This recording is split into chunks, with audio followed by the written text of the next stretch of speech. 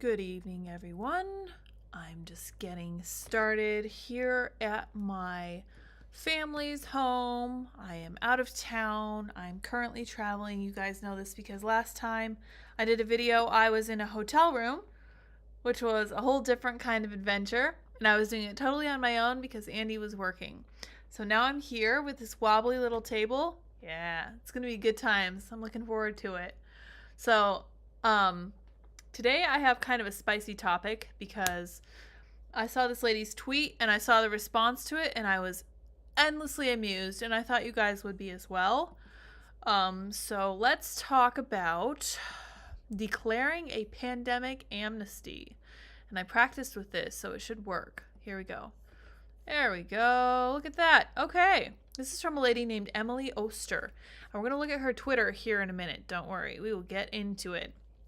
Let's read the article. Let's hear her out. See what she has to say.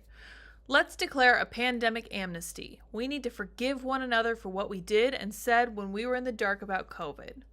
Okay. That's a strong premise. Let's see how she defends it. In April 2020, with nothing else to do, my family took an enormous number of hikes. We all wore cloth masks that I had made myself.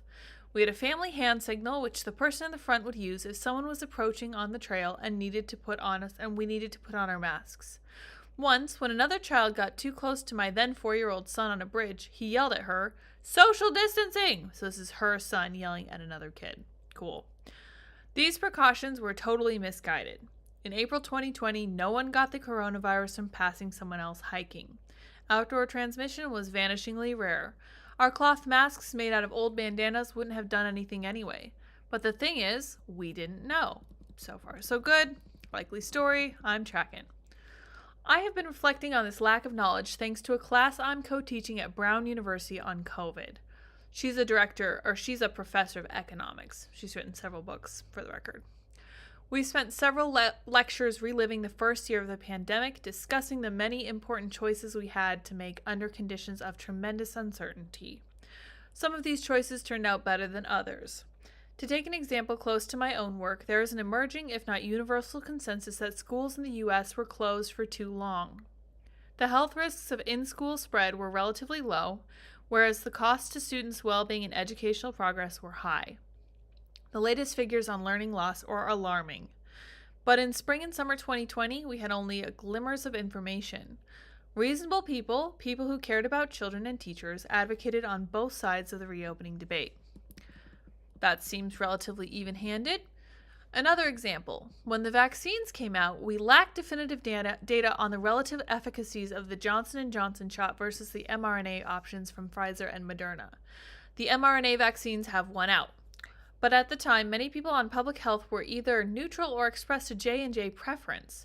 This misstep wasn't nefarious, it was a result of uncertainty. Fine, sure, whatever.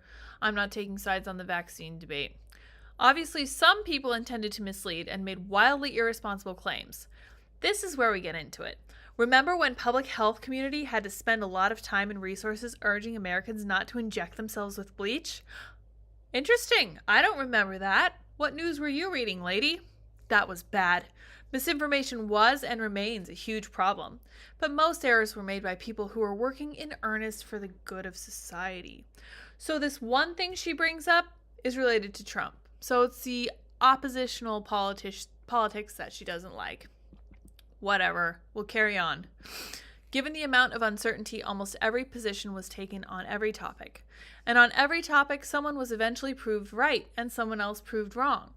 In some instances, the right people were right for the wrong reasons. In other instances, they had a prescient understanding of the available information. So in no instances were the wrong people right about something. That's kind of interesting given that what we now know about the vaccines and whether they stop the spread of COVID. The people who got it right, for whatever reason, may want to gloat. Those who got it wrong, for whatever reason, may feel defensive and retrench into a position that doesn't accord with the facts. All of this gloating and defensiveness continues to gobble up a lot of social energy and to drive the culture wars, especially on the internet. These discussions are heated, unpleasant, and ultimately unproductive. In the face of so much uncertainty, getting something right had a hefty element of luck. And similarly, getting something wrong wasn't a moral failing. Treating pandemic choices as a scorecard on which some people racked up more points than others, is preventing us from moving forward. We have to put these fights aside and declare a pandemic amnesty. We can leave out the willful purveyors of actual misinformation while forgiving the hard calls that people had no choice but to make with imperfect knowledge. Los Angeles County closed its beaches in summer 2020. Ex post facto, this makes no more sense than my family's masked hiking trips. But we need to learn from our mistakes and then let them go.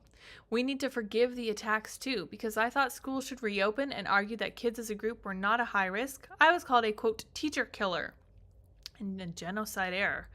It wasn't pleasant, but feelings were high, and I certainly don't need to dissect and rehash that time for the rest of my days. Moving on is crucial now because the pandemic created many problems that we still need to solve. Student test scores have shown historic declines, more so in math than in reading, and more so for students who were disadvantaged at the start. We need to collect data, experiment, and invest. Is high-dosage tutoring more or less cost-effective than extended school years? Why have some states recovered faster than others? We should focus on the questions like these, because answering them is how we will help our children recover. Many people have neglected their healthcare over the past several years. Notably, routine vaccination rates for children for measles, pertussis, etc. are way down. Rather than debating the role that messaging about COVID vaccines had in this decline, we need to put all our energy into bringing these rates back up. Interesting. Pediatricians and public health officials will need to work together on community outreach, and politicians will need to consider school mandates. Okay, so we're going to come back to that in just a minute. The standard saying is that those who forget history are doomed to repeat it, but dwelling on the mistakes of history can lead us to a repetitive doom loop as well. Let's acknowledge that we made complicated choices in the face of deep uncertainty and then try to work together to build back more forward. So I have to say, I appreciate that she wanted to reopen schools, but we're going to look at her stance on vaccine mandates given what she just said about school mandates. She is an economist at Brown University, so she's not a doctor, she's not a scientist, she's not an epidemiologist. She's the author of The Family Firm, a data-driven guide to better decision-making in early school years and expecting better, why the conventional pregnancy wisdom is wrong, and what you really need to know. Okay, so she's clearly very family-focused, which I appreciate. Very interesting to note. Here's what she said in 2021. So this was a year into the pandemic when we knew a lot more than we did before. And I haven't had a chance to fully comb her Twitter timeline, but we're going to look at this. 12/22/21. Shaming people who haven't gotten vaccinated is not likely to work at this point or ever. Fair. What will? Individual family pressure. Maybe. Vaccine requirements for things you want to do. Domestic air/train travel, work, sports events, yes. We can have these without shame. She was wrong about that. 100% wrong about that. Oh, good, this person has another one. Strong endorse here. If you're pregnant and unvaccinated, get vaccinated. It will protect you and also pass antibodies to your fetus. So again, she is not an epidemiologist. She's not a doctor. She's not a scientist. And here she is telling women, if they're pregnant, to get this vaccination that we now are not convinced does not pass to new children through breast milk. I can present that study if necessary. So all of this to say, I don't think she holds any ill will toward the people that she's talking about. Again, I'm very glad that she was in favor of opening schools again. I remember when Bethany Mandel was really getting into it with people on Twitter too. They were calling her terrible names, just awful things, because she wanted kids to be able to continue to learn. Like, seriously, good for her and good for this lady too. But the fact that she thinks that she should mandate what people do for the betterment of their own health is such an anathema of what leftists used to believe and of what Democrats used to believe. It's so interesting to me to watch the party of you should be able to do, whatever and whoever and with whomever you want, go right into authoritarianism. And I can't help feeling, so I tweeted about this, and let me pull that up too, because of course what I have to say is so great. No, I'm just kidding. But I was able to really condense my thoughts into this short little tweet. Here's my thoughts on this. Okay. I'm not an unforgiving person. If I thought forgiving the petty tyrants and the large-scale tyrants for their vindictive authoritarianism would prevent it happening again, I would be more than happy to. But it will happen again. Forgiveness is moot, and I said that it's time for lessons. And again, I think that's true. I think that these people are not going to learn their lessons until they struggle with the actual fallout from what they did. And I think, to be fair, I do think that's what's happening with schools right now. I think that people are starting to notice what a horrible mistake it was. And I want to be completely real with everybody. We knew from pretty much the beginning that COVID was not a serious issue for kids. We knew this. And because we were unwilling to take any risks and try to keep kids in school, keep kids learning, don't get me started on public schools, but we recognize that kids need that socialization and they just need the practice of talking to other people. Like, we know people who were speech therapists and who were, they had a certain number of patients before the pandemic, and after the pandemic, their stuff's like tripled and quadrupled the number of kids that they have to see. That's hard. That's horrible. That's something that we never should have done. The whole time we knew that kids were not at risk, and we did it anyway because we didn't care about the kids. We only cared about ourselves. We only cared about adults, which is just awful. From the beginning, I always thought that we should have taken great steps to make sure that older people were protected from this. And I still think that, because I worked in the healthcare field. I was a nurse aide. I was not a nurse, I was a nurse aide. So I won't speak to any of this epidemiology stuff and all the efficacy of whatever vaccine they're talking about now. I worked with old people and I deeply cared about them. I care about the greatest generation. I care about the silent generation. These are high quality people. Whatever their roles were in the world that we have now, they are great people. It was very, very unusual for them to complain about stuff like pain or difficulty. They saved and scrimped their way through, the Great Depression and did all kinds of really, really impressive things. They rose to the occasion for sure, and, fought difficult battles, sometimes literal battles, and they built things that they later regretted, like, the atom bomb and all this stuff. So I think that, I don't know what to say, because I do come from a Christian background and I firmly believe in forgiveness. But at the same time, I also know that if you are willing to forgive something as insane as what they pushed, and they didn't just push it. I know we all remember what they were saying. We should lose our jobs. We should lose our families. We should be put out of existence for the crime of going up against them politically. Like, they were very outspoken about this. Like, that was one of the times I was like, this is an interesting analysis of human nature, because now that people have social media and it's become kind of interesting, splashing, and du jour to kind of make the loudest noise and say the most outlandish thing. And this is something that news foundations found, was that if you get people angry enough, you can get them to click your article. You'll get them to pay attention to what they're doing, to what you're doing. So you just make people mad. You make people wound up.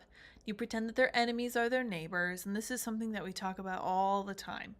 They make you think that your enemies are your neighbors. And that's exactly what happened in COVID, especially with something that was like airborne. They went out of their way to try to get you to dislike the people that you live near and to turn you against them. It was so interesting to watch. I think that's probably, and you're watching me develop this thought in real time, I think that's probably the most succinct summary of what happened during the pandemic, was that the media and politicians made the normal people think that their neighbors and their own families were their enemies.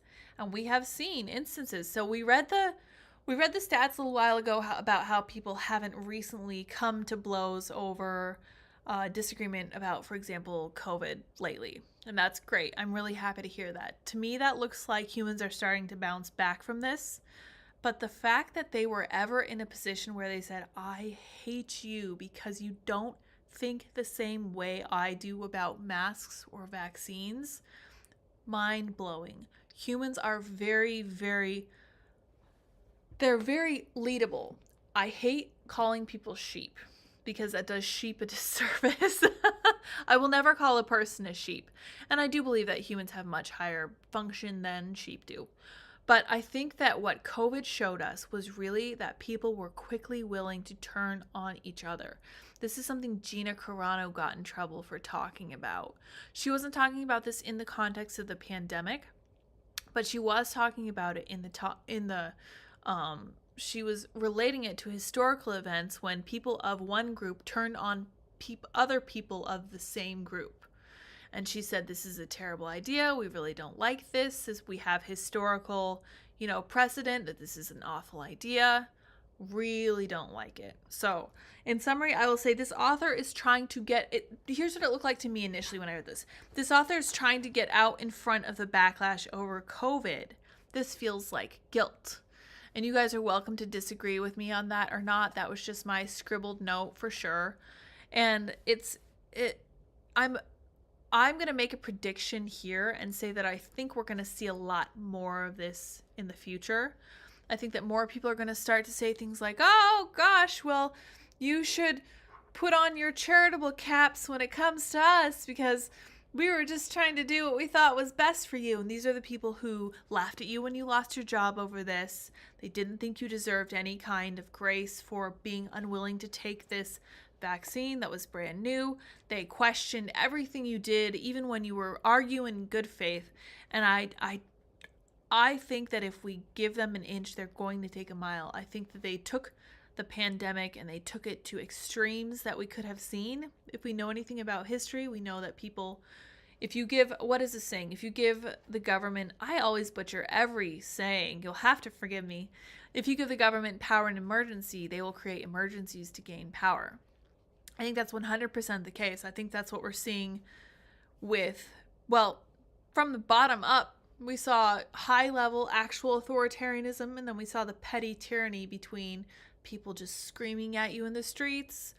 I don't know if you remember, but Tim mentioned this a couple times. He said there was a video of a guy in a store who's wearing a mask, and he lost his mind at this other lady who wasn't wearing a mask.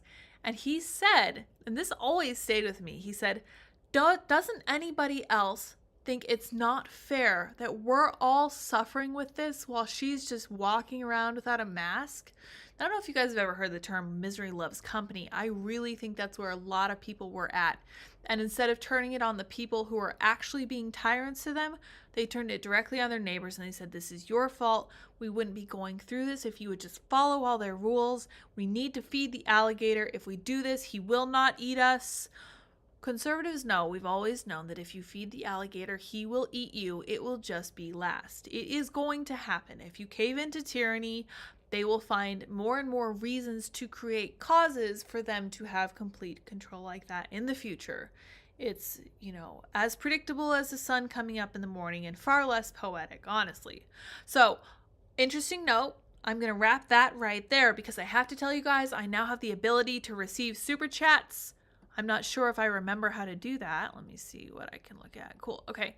I don't see the option to see if you guys send super chats, and I don't think you guys have the choice to send them just yet, but I am officially part of the partner program, which means I'm monetizing and there will be ads on my videos. Now, I'm sorry, I will try to place them so that they're not annoying. There will probably be pre-rolls and post-rolls. That was my good news for the day. We hit 10,000 subscribers. Thank you all so much. And I made it into the partner program, so soon I'll be able to take super chats. But until then, we'll see what you guys are thinking. I see my husband in the chat causing all sorts of trouble. Hello there, dear. Don't get up. No good. All right, let's go up to the top here. Sup, Lydia? Yes, hello, hello. I'm watching you from the center of Massachusetts with all the ducks and geese. Have fun with that. Oh, awesome. Oh, I know who that is. It's our ducks and geese friend. Oh, they have so many pets. It's great. This is why we must never give up our guns. These people are insane. The thing is that your neighbors are not the enemy. And again, I'm just going to keep harping this until I'm blue in the face because they may be persuaded by tyrants. They may think that following the rules is going to get them to where they want to be. Your job is not to say inflammatory things. It is to try everything in your power to persuade them that they are incorrect. We need to really try to show them. And I honestly would recommend that every single person go through like a world history course and look at all the examples we've had of governments that have gained too much power and find out what happened during the course of that and how they turned the ordinary person against each other. Honestly, that's what I would really recommend. Someone says now they want peace. Yeah, I don't know if that's going to happen. We'll see what happens with that. I will say I will hark to my previous statement about how I think there will be a lot more of this in the future. I doubt they will ever apologize or repent. Yeah, I noticed that she didn't say sorry. All she said was that we need to forgive each other. Oh, okay. Is that you asking for forgiveness? Because that's kind of what it sounds like, but not quite. I sense a great deal of arrogance. But again, I will give her credit for being in favor of reopening schools, not so much for pushing this stuff that she wasn't sure about. All right, let's see. Everybody in the chat need to give this video a big thumbs up. Indeed, you do. Thank you. She promotes that for pregnant women, but now we're seeing there was a spike in miscarriages around the time these shots were mandated for everyone. It was never about health or safety. I don't know if that can be linked to the vaccine. I will say I will refer you to a study that I do know about talking about how spike proteins were found in breast milk. And I happen to know this is from a reputable source. You guys are welcome to look it up. Somebody says, try to vote these people out 100%. You know why I find it ridiculous to just forget about it? They do it again. Yeah, that's exactly what I tweeted. Exactly. Somebody says kids got wrecked. Yeah, they did. I really think that we have done such a great disservice to the youngest people in our generation. Like, we did not care about them at all. We only cared about ourselves. That still makes me so mad. Lydia, I miss you on Timcast. Oh, I'm sorry. Oh, dear Lord. Thank you, because my son and grandson live in Washington. Super chats. I don't see any super chats. My 95-year-old grandmother never complained, nor this day does she. Yeah, old people are awesome. They are a priceless treasure. And if you guys know people who are older, you should definitely take advantage of them because they are awesome. Yeah, no super chats yet. Okay, so I'll keep you guys posted. We'll see what happens. Sheeple. Okay, Andy. Now's the time for amnesty. Laughing face. Yeah. We'll see about that. And I do think that people need to be held accountable. Like, we already know that Pfizer, I believe I was reading an article about how Pfizer settled one of the largest criminal settlements. Let me see what I got here. I sent this to somebody earlier. Yeah, who paid the largest criminal fine in U.S. history? Pfizer. Yeah, and the Pfizer CEO was saying that people who spread misinformation on COVID vaccines are criminals. Yeah, so you want to talk about the experts in criminals. That would be Pfizer for their largest payment. Hi, Lids. Hi, chat. Hello, hello. Alrighty, let me see here. I'm having a hard time with my new little desk here. In other words, forgive us for wanting you dead. Nah. So, yeah, there was a lot of that sentiment going around. And again, I will encourage you guys to separate out the media from the people who were simply following along, admittedly blindly. And again, I will not call them sheeple. It's not going to happen. You'll never hear me say it. I don't think so. I think that people are responsible for their own actions. And I think that saying that they are sheep is taking too much responsibility off their shoulders. Lives got wrecked. They did. Jobs were lost. It's a serious issue. Equivalent of millions of years lost. Yeah, honestly. Somebody says protect them. Hopefully you mean the children. 55 million students from 5th grade to 7th grade are way behind. Yeah, I'm honestly really... My husband says, Sour Patch Liz, take advantage of old people. No, it's not what I said. I mean, enjoy your time with them, for sure. They're awesome. Any chance for Tudor Dixon to be the governor of Michigan? I didn't mention her the other day, but I thought her debate with Gretchen Whitmer was fantastic. She did so well. She presented herself fantastically. Let's see. Forgiveness is weakness. That is not correct. Forgiveness is one of the greatest signs of strength, and you don't do it for the other person, you do it for yourself. That is how forgiveness works. It's not about them, and it's not even about them asking forgiveness. It is about you having it within yourself, and your own character, and your own heart and soul to forgive someone who wronged you. So, at the end of the day, I think it's possible to forgive these people for what they did and still hold them accountable. So I'll say I'm revising my original stance. I think that we can forgive them. I think it would be good for us to do so. Not for them, for us. And then I think that they should still be 100% held accountable. Way too many people surviving in egg cartons of living graveyards that have nothing to benefit from the rest of mankind, but we maintain their life cycles anyway. Goodness gracious. The GOP campaigning is good. She has a chance of an upset in the Midwestern state. Whitmer needs to go. Yeah, I think that Gretchen Whitmer, I need to see what Gretchen's sentiment on the race is. So it's going to be interesting to see, because I know in New York they're kind of freaking out for sure. Can we call them lemmings? Interestingly enough, lemmings actually don't just jump off cliffs. I guess they were herded into doing that by some silly movie producer who wanted to make a fake documentary about them, which is the worst kind of information. Did you see the report about the government working with social media and the DHS and CISA? I did see that. I almost talked about that today.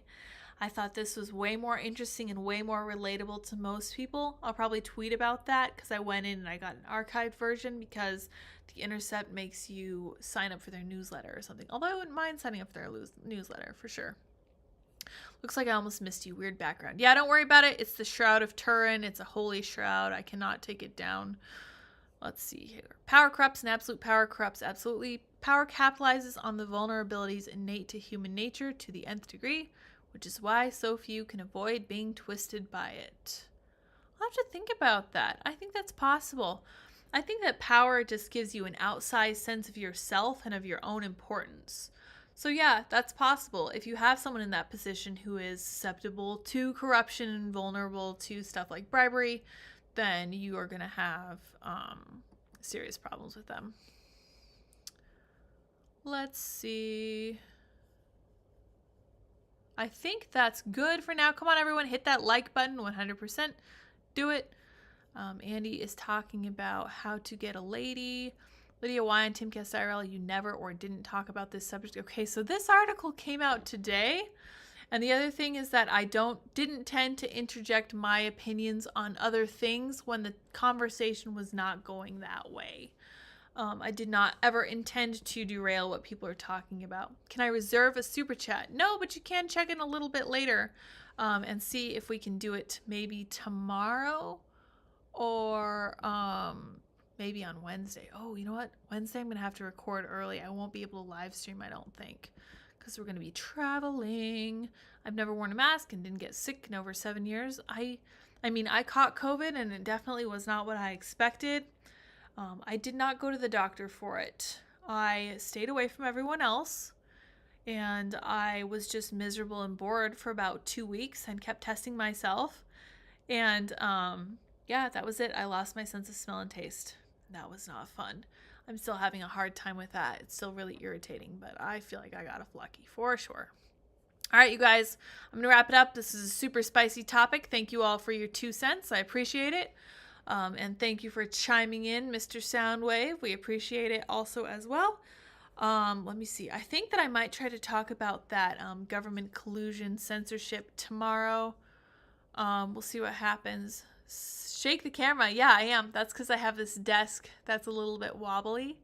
And my camera is perched right on the corner of my table, so you can see it. Looks like I'm sitting in the middle of an earthquake. So, loving it. All right. Until tomorrow, you guys. Bye, guys.